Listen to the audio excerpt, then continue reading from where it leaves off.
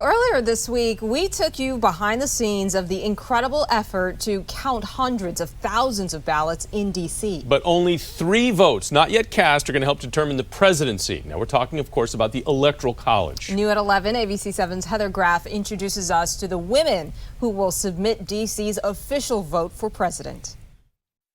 The ballots are still being counted, and some key battleground states are still up for grabs.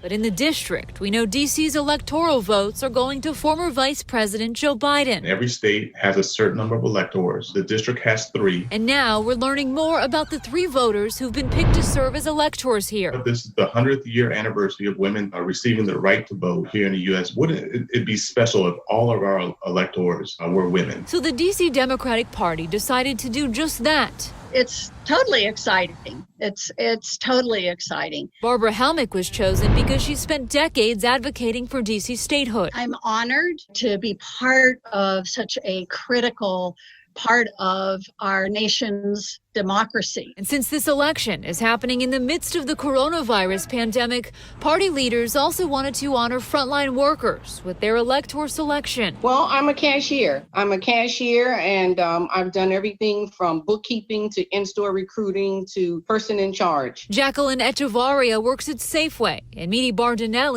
is a registered nurse. And to be able to cast that ballot again as a woman, as an African American, and as a nurse, and as a district resident is absolutely an honor. It's an important responsibility for me. I've always told my children that voting is very, very important. You know, it's our civic duty. 3 women representing the district's 3 electoral votes in what has already been an historic election. Humbled to be able to serve during such a time as this. Heather Graff. So I think we make a pretty passionate 3. ABC 7 News. How cool is that? It's a great honor.